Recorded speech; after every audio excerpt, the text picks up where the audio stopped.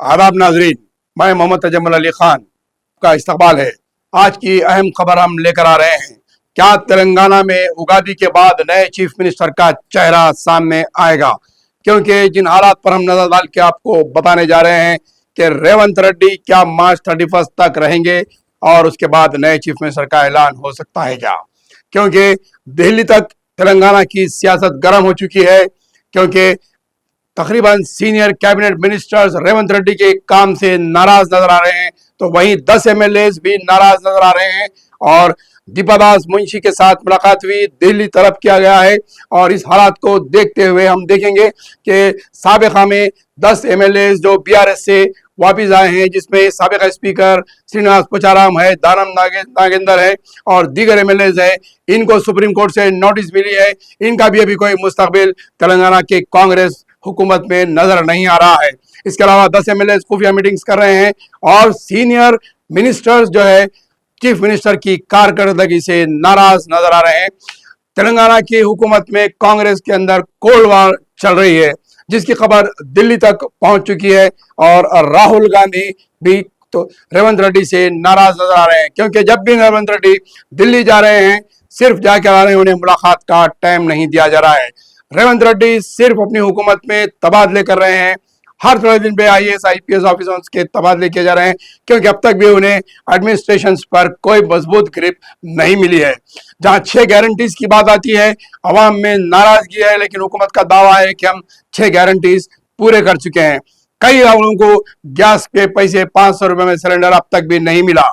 200 units free के कई लोग अफराद उससे भी महरूम है। राशन कार्ड में हुकूमत बिल्कुल तरीके से फेल हो चुकी है, क्योंकि राशन कार्ड का ऐलान आधी रात को किया गया, लेकिन जब मी सेवा पर पहुंचे हैं तो तकरीबन सेंटर्स पर साइट क्रैश नजर आई और मी सेवा में लोग जो है अपना राशन कार्ड एंट्री नहीं करा सके। मार्केट के अंदर 2000-3000 रुपये लिए जा रहे हैं राशन कार्ड दिलाने के लिए। इस पर भी हुकूमत की कोई ग्रिप नहीं है। कैबिनेट का एक्सपेंशन 1 साल हो चुका है, 6 वज़रा की कलमदान खाली है, अक़लियतों को कोई वजारत नहीं दी गई है और 6 वज़रा का कलमदान खाली रखते हुए चीफ मिनिस्टर हुकूमत चला रहे हैं। इसकी भी इत्तला दिल्ली तक है और इस ताल्लुक से भी चीफ मिनिस्टर रेवंत रेड्डी के ताल्लुक से तेलंगाना में नाराजगी बढ़ती जा रही है। दूसरी तरफ तेलंगाना में चीफ मिनिस्टर केसी राम, जो साबिका चीफ मिनिस्टर केसीआर है, उनके ताल्लुक से भी रेवंत रेड्डी की जबान इंतहाई लेवल से नीचे जा चुकी है। उसकी वजह से भी अवाम में एक नाराजगी नजर आ रही है। साबिका चीफ मिनिस्टर तेलंगाना की तहरीक चलाने वाले केसीआर, जो 10 साल तक चीफ मिनिस्टर पर रहे, उनको उनके ओहदे के हिसाब से, उनके एज के हिसाब से लिहाज रखते हुए बात करनी चाहिए। रेवंत रेड्डी उसके भी पैमाने तोड़ चुके हैं। नाज़रीन, अगर हम शहर हैदराबाद की तरफ रुक करके देखते हैं तो रेवंत रेड्डी के कारनामे, जिस तरह से हाइड्रा का क़याम अमल में लाया गया है, इसके बाद अवाम में एक दहशत पाई गई।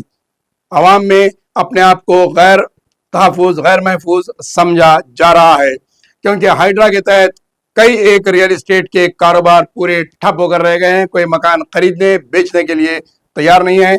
लेकिन हाइड्रा की जानिब से जिस तरीके से बड़े पैमाने पर जोश खरोश के साथ हाइड्रा उतरी थी, लैंड्स पाउंड्स वगैरह के ताल्लुक से, उसके अलावा सरकारी अराजियात का तहफ़्फ़ुज़, लेकिन जिस तरीके से हाइड्रा की कारकर्दगी होनी चाहिए थी, वो तो गवर्नमेंट के अराजियात पर गवर्नमेंट के ओहदेदार ऑफिसों को बर्खास्त नहीं किया जा रहा है। सबसे बड़ा मूसी नदी के ऊपर जीपीएस स्टेशन बनाया गया है, उसके बाद जो है पार्क बनाया गया है, आरटीसी का बस स्टैंड बनाया गया है और कई एक बेटला बुरुज पर दवाखाना बनाया गया है। अगर हम इन तमाम चीज़ों पर देखें तो पहले गवर्नमेंट हाइड्रा से, गवर्नमेंट के ऑफिसर्स को ज़मीनात पे से बर्खास्त करना चाहिए, मूसी रिवर पे से। इसका असर आवाम के ऊपर काफ़ी नाराज़गी से चल रहा है। दूसरी तरफ अगर हम और देखेंगे तो मुसलमानों में रेवंत रेड्डी के ताल्लुक से भी काफ़ी हद तक नाराज़गी पाई जा रही है, क्योंकि रेवंत रेड्डी हुकूमत में कोई मुस्लिम नुमाइंदगी नहीं दी गई है, अभी तक कैबिनेट के अंदर नहीं दी गई है। तो वहीं पर हुकूमत के तंजीमी ढांचे में भी मुसलमानों को कोई बड़ा ओहदा नहीं दिया गया है। एडवाइजर बनाया गया है, लेकिन एडवाइजर साहब से एडवाइस नहीं लिया जाता है। उसके अलावा दीगर चेयरमैन नाकारा के पद पर बने हुए हैं। कोई चेयरमैन के पास कोई फंड्स नहीं है, कोई इख्तियार नहीं है। उर्दू एकेडमी का कारोबार पूरा ठप होकर रह गया है, उर्दू एकेडमी में कोई कारकर्दगी नहीं हो रही है। माइनॉरिटी फाइनेंस कॉर्पोरेशन के चेयरमैन साहब है, सिर्फ ऐलान करें, अब तक कोई अमलावरी नहीं हुई है, खाली इनके तनख्वाहें इन्हें अदा की जा रही है, इन्हें बेहतरीन कैबिन दिए गए हैं। वहीं पर वक्फ बोर्ड के चेयरमैन का हिसाब देखें तो वक्फ बोर्ड के अंदर सीओ की तब्दीली बार बार यही काम हो रहा है, लेकिन वक्फ बोर्ड के अंदर कितना तहफ्फुज हो रहा है अराजियात का। आए दिन वक्फ बोर्ड के कब्जे बराबर होते जा रहे हैं, कोर्ट में केसेस हारे जा रहे हैं, लेकिन अक़लियतों के ताल्लुक से भी हुकूमत कोई संजीदा नहीं है। शहर की तरक्की के नाम पर भी कोई बड़े पैमाने पर कोई काम नहीं हो रहा है, कोई फंड्स जारी नहीं किए जा रहे हैं।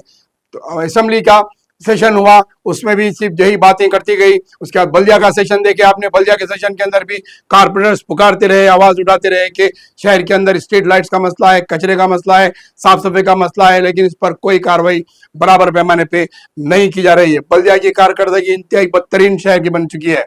शहर के अंदर आए दिन गड़े, कचरे, अंबार लगे हुए, मच्छरों का छिड़काव नहीं है, वायरल इन्फेक्शन बढ़ते जा रहा है। अगर उसके अलावा अगर हम मेडिकल लाइन में देखेंगे, तालीमी मैदान में देखेंगे, तो रेवंत रेड्डी हुकूमत वहां पर भी मुकम्मल तरीके से नाकाम हो चुकी है।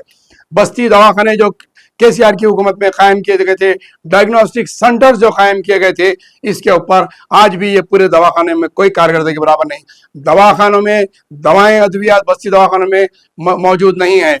आप डायग्नोस्टिक सेंटर्स पे जाएंगे तो एक्सरे के फिल्म मौजूद नहीं है, रेडियोलॉजिस्ट मौजूद नहीं है, रिपोर्ट अल्ट्रासाउंड निकालने के लिए डॉक्टर टेक्नीशियन मौजूद नहीं है। मेडिकल हेल्थ डिपार्टमेंट भी काफी हद तक फेल हो चुका है। उस्मानिया दवाखाने के नाम पर, इनॉग्रेशन के नाम पर फाउंडेशन रखा गया है, लेकिन वहां पर आप उस्मानिया दवाखाने की हालत जाकर देखिए, ये ठप हो चुकी है। मिरालम मंडी के अंदर जाएंगे आप तो मिरालम मंडी के अंदर साबिका हुकूमत में इसका फाउंडेशन रखा गया था। इसको जदीद तामीर करने के लिए एक हिस्से का सेक्शन, वो भी बड़ी मुश्किल से 1 साल से ऊपर के हिस्से में तामीर मुकम्मिल भी नहीं हुआ, बाकी का हिस्सा पूरा ठप पड़ा हुआ है। चौक के मार्केट की तामीर का मसला किया गया था, वो भी ठप पड़ा हुआ है, उस पर भी कोई कारदगी नहीं हुई।